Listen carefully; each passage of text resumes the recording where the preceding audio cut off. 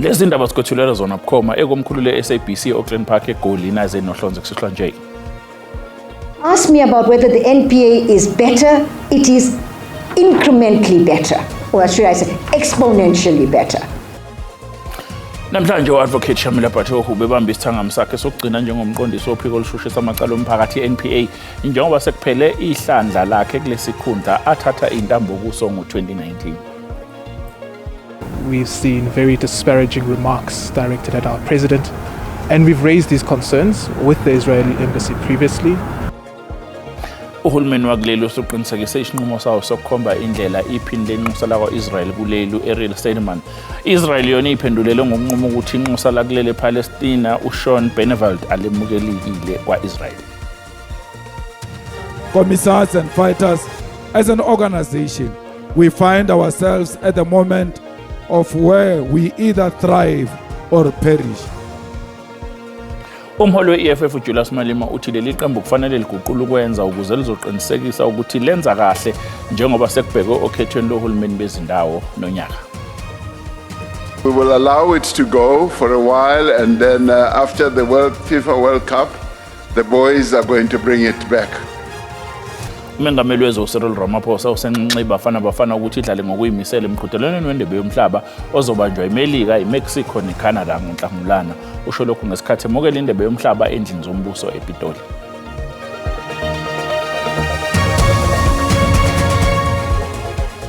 Neba kaMsimudo wavele ngesiluba phakathi kwamangisi namaqatasi inkonjane edukele ezulwini libumbene lomkhothi ihora siyakhulekana nabendlula mithi yamakhosi edlule ezinye ngentamo ixosha kweyiphakema ke ngenqobeli nakamaqatha aqalazayo agangile nokho.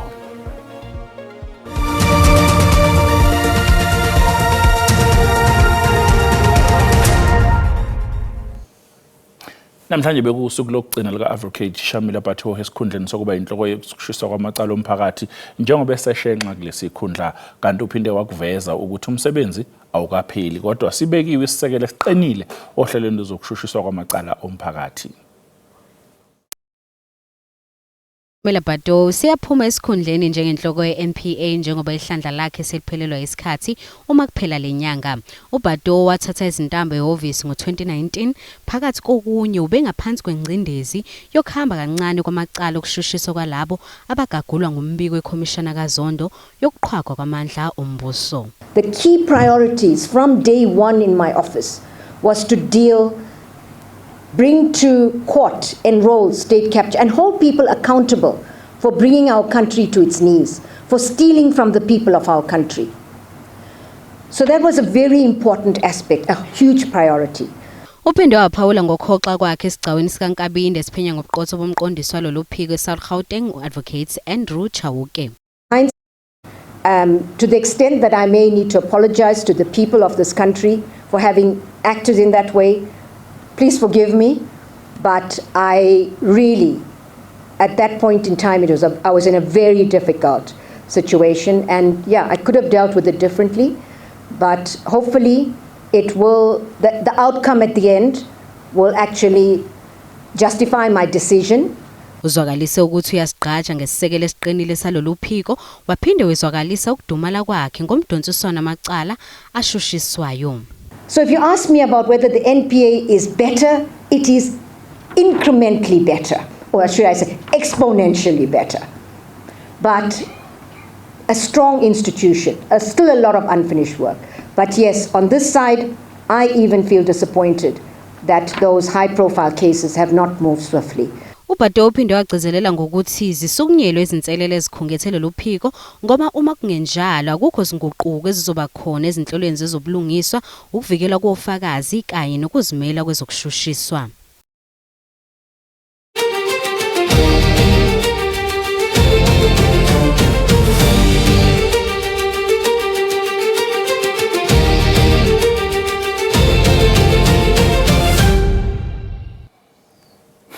Ukuhlala kwekhomishana kaMadlanga akuzange kuqhubeke namhlanje ngenxa yokuthi ummeli ofakazi omusha bekufanele avele phambi kwesithangami ukhale ngokuthi ufakazi uhlinzekwe ngeminye imiqingo yamaphepha sesikhathi esifishane ngaphambi kokuvela kule khomishana. Ufakazi ongekadalule uzokwenza izethulo zakhe ngoLwesibili kanti ikhomishana ezoqhubeka nomunye ufakazi ngomsombuluko. After careful consideration we have taken a decision, and the decision is to postpone, but it will not be for as long as Mr. Ngwatro asked for. The matter is postponed to Tuesday next week. The main reason for that is that we, to an extent, do understand the plea that time is required to go through the documentation, and we feel that in fairness we should not be too nitpicking about when exactly the documents were received or when they were not.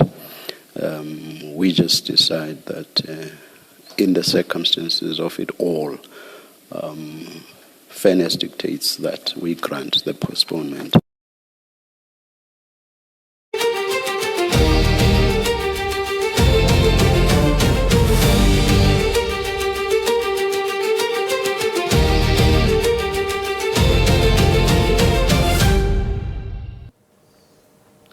Uhulumeni wakuleli usuqinisekisa isinqumo sawo sokukhomba indlela iphini lenxusa lakwa-Israel kuleli u-Errol Sedgman, kanti ngakolunye uhlangothi Israel yona iphendulele ngokunquma ukuthi inxusa lakuleli ePalestina uShawn Beneveld akemukelekile kuleli yazwe. Umnyango wezobudlelwane namazwe omhlaba uthi lesinqumo siza ngemuva kokusetshenziswa kwezinkundla zokuxhumana zakwa-Israel ukuze kuhlanjalazwe umengameli wezwe uCyril Ramaphosa. Ngaphezu kwalokho bathi uSedgman wehlulekile ukubikela umnyango wezobudlelwane namazwe omhlaba ngokuhambela kwezikhulu zakwa-Israel kuleli. Very disparaging remarks directed at our president, and we've raised these concerns with the Israeli embassy previously, and we had hoped that this conduct would end and we would see some change in behavior and maybe an adherence to the diplomatic protocols. We've also seen recently senior officials from Israel visiting South Africa without the Israeli embassy informing South Africa, DIRCO in particular, as it's required to do in terms of the diplomatic protocols. Ngakolunye uhlangothi labo abazwelana nelakwa-Israel bathi badumele ngalesinqumo. As we speak, at a time of great global turmoil where people are being murdered around the world, DIRCO finds itself having the time and the energy to focus on expelling a member of the Israeli diplomatic corps in South Africa when it ignores all of these abuses around the world. Elakwa-Israel liziphindiselela nalo lenqume ukuthi inxusa lakuleli ePalestina uShawn Edward Beneveld usengumuntu ongavumelekile kwelakwa-Israel. Umholi we-Economic Freedom Fighters uJulius Malema uthi ukhetho lohulumeni beyindawo oluzayo lumqoka ekusimamiseni iqembu. uMalema ubethula inkulumo yokuvula umhlangano waleli qembu weyinsuku ezintathu eGoli. uMalema uthi ukhetho lohulumeni bezindawo oluzayo yiwona mzuzu nethuba lokuthi iqembu lizibonakalise kangcono kunakuqala. Uthi iEFF izobukeza nohlelo lwayo lokusebenza ngokubambisana namanye amaqembu ezombusazwe. Commissars and fighters, as an organization, we find ourselves at the moment of where we either thrive or perish. It's now or never. If we decline in this election, we must pack our bags and go home. We must go to a battlefield ready to die to emerge victorious in these elections. Ngokuthi uzokweseka abantu abasha nokuqhakambisa iqhaza labo njengabavoti. The Youth Command will play an important role in the coming local government elections and must begin to build solid and verifiable election structures that will mobilize young people in all spheres of society. We need mass registration of young people all over South Africa. Phinde wakhipha isexwayiso ebesibhekise kwi-ANC wacacisa nangobudlelwano babo ne-MK Party. Where the ANC removes our MMC, all of you as MMCs are going to resign, and that cooperation stop immediately with the ANC. We will not be voting for the budget of the Gauteng MEC of Finance here in Gauteng. The ANC knows that without the EFF and MK, they will never pass the budget. we-EFF uzophothulwa ngesonto lapho izophuma khona nomhlahlandlela wezinhlelo zokhetho lohulumeni bezindawo. Selizoqulwa enkantolo ephakeme yaseGauteng mhla ziyi-19 kuNhlolanja icala lenkohlakalo elibhekene nalo wayengungqongqoshe wamabhizinisi ombuso uDkt Umalusi Gigaba. Can you please rise, accused, all accused persons? Matter is now transferred to the High Court, Gauteng. uGigaba ubhekene nensolo zokuthi wayemukela isamba semali esingadalulwanga kumalungu omndeni wakwaGupta ngenkathi esengungqongqoshe wezamabhizinisi kahulumeni. Kanti ubeseke wavela phambi kwayo lenkantolo ngoLwezi ngonyaka wedlule ngensolo zokuthinteka enkohlokaleni yenkontileka eyintathu zenkampani iTransnet. Leli cala elibhekene naye kanye nabanye abasolwa lihlehliselwe ukuba libe senkantolo ephakeme yaseGauteng mhla ziyi-19 kuNhlolanja. Accused 1 to 4, your bails are extended with the same conditions, and you are warned back to Gauteng High Court, Johannesburg. Appear there at 8:30. Accused number 5, you are also warned to appear in that court on the 19th of February. So your date of appearance, it has been amended. It's no longer the 12th. uGigaba nasolwa nabo badonswe ngendlebe kwathiwa uma nje bengazange bavele enkantolo ngosuku olubekiwe kuyobe sekukhishwa incwadi egunyaza ukuba bakhalelwe amasongo kaSigonyela. If you fail to appear in that court, the same consequences follow, meaning that those who are on bail, your bail will be cancelled and warrant of arrest will be authorized. Lezi insolo zenkohlakala kabhekene nazo uGigaba kusola ukuthi zenzeka phakathi kukaLwezi ngo-2010 kuya kuNhlaba ngo-2014. Buke lithatha iqhweyito lana uma besibuya sizokuphathela udaba oluthi okushiwo isilo kuphinde futhi kugqugquzela ekutheni njengoba sesiphila entandeni yeningi. Usomlando waseNyuvesi yaKwaZulu-Natal uyasaseka isiphakamiso esenziwe ngonyama yesizwe samaZulu. Umesizulu kaZwelithini soguqula igama lesifundazwe eKwaZulu-Natal ukuze sibize ngekwaZulu.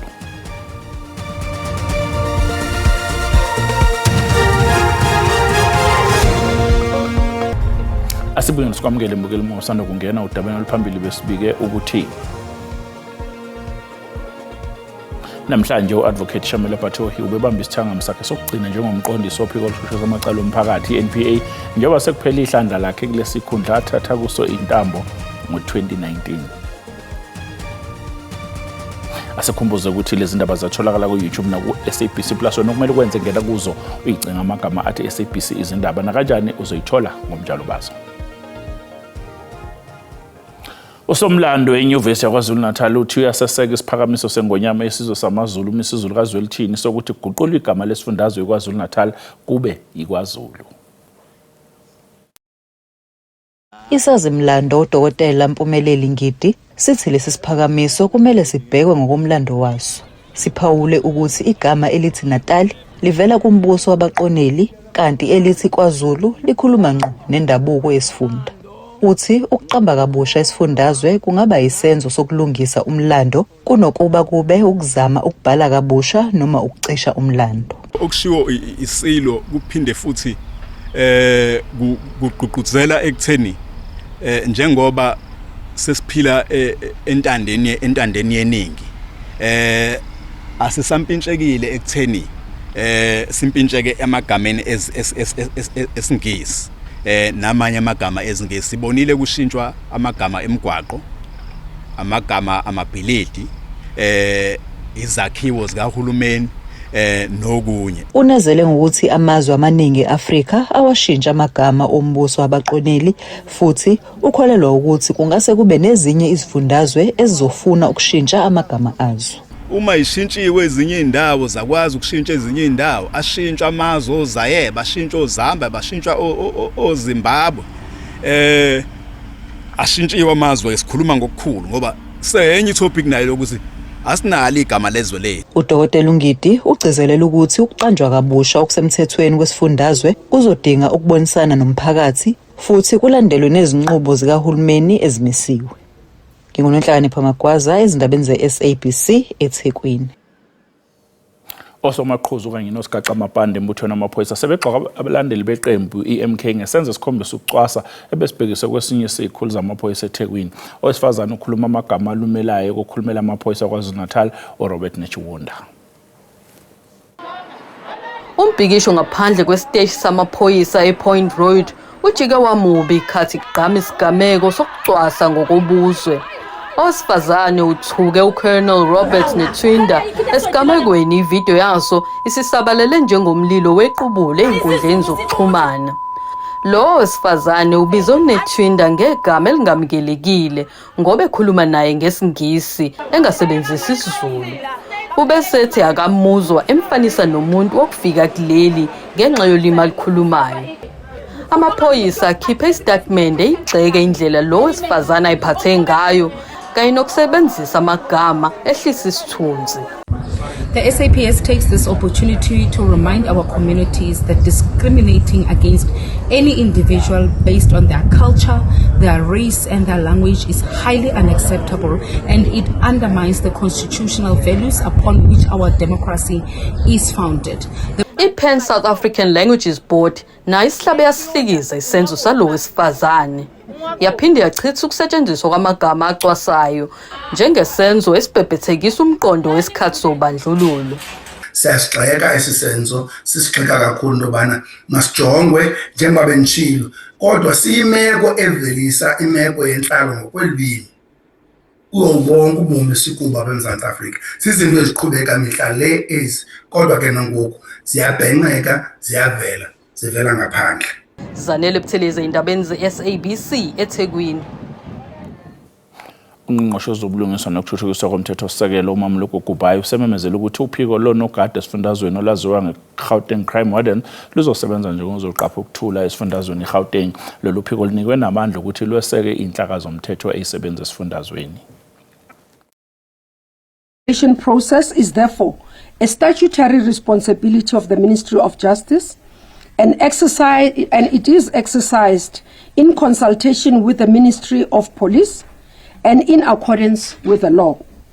Government wishes to inform the public and most importantly, those individuals who have been affected by this uncertainty, that the remedial measures directed by the Public Protector have been acted upon, and the Minister of Justice and Constitutional Development has today gazetted and declared the Gauteng traffic wardens as peace officers and therefore making them lawful to operate and fulfill the responsibilities given to them.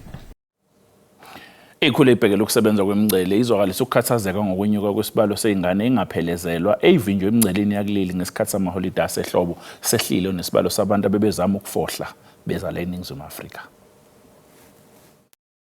Umkhankaso oqiniso kwezokuphepha emingceleni yezwe ngesikhathi samaholide asehlobo uhlonzwe njengoba impumelelo negalelo lesikhungo esibhekele imingcele. We have started to see encouraging signs that deterrence is starting to work. During this past festive season, there has been a marked decrease in the number of attempted illegal border crossings. This is a greatly encouraging sign because it means that increasingly people who in the past would have crossed into our country illegally are being dissuaded from even trying to do so. Bacela izigidini ezinhlanu abantu abedlule emingceleni yakuleli engama-71 esikhathini esiyizinsuku ezingama-36. During this 2025-2026 festive period, there has been a significant decline, as the Minister had said, in the number of individuals who attempted to enter South Africa illegally compared to the 58,394 that were intercepted in the 2024-2025 festive period. Isikhungo esibhekele imingcele sikhathazekile nokho kwekwenyuka kwezinga lezingane ebezihamba zodwa zingaphelezelwa umuntu emingceleni. The child had been understood to have been kidnapped. There was no indication of that individual to be the parent of that child. But secondly, it was not even an indication that it's a syndicate or it was a syndicated activity.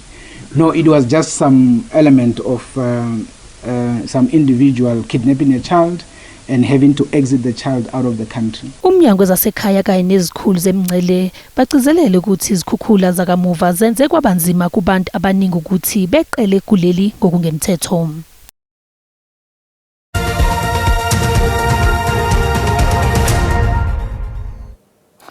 Umengameli wezwe Cyril Ramaphosa usenxuse wagqugquzela iBafana ukuthi ihambe yokwenza konke okusemandleni ukuthi ibuye nendebe yomhlaba eMelika. Umengameli Ramaphosa usho lokhu ngesikhathi emukeliswa yona le ndebe endlini zombuso ePitoli namhlanje. Lo mcimbi namhlanje kaMengameli Cyril Ramaphosa wokwamukeliswa indebe yomhlaba ubanga mude njengoba uthathe isikhathi esingangemzuzu engama-30 kube ngowaye ngumdlali weChelsea onikeze uRamaphosa indebe yomhlaba. Izwenikazi Afrika elakuleli libe ngelesibili izwe lilandela iGibhithe ngokwamukela le ndebe. I'm rather glad that we brought the cup here at the Union Buildings.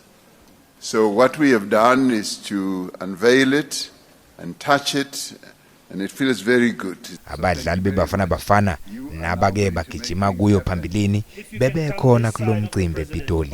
It's amazing. Even now I've got goosebumps thinking about it. And you know that we're going to the World Cup makes it more real. Seeing the trophy, being so close to the trophy, the president's here, the ministers are here. It's been amazing. Ababegijima kuBafana ngo-2010 bakholelwa ekutheni kuyisibusiso ukufika kwale ndebe kuleli. It's a significant moment for us as a nation to have the World Cup trophy here in South Africa, and I find it befitting, that the trophy is here and the national team is doing well, and also they have qualified for the World Cup and they will be partaking in the tournament.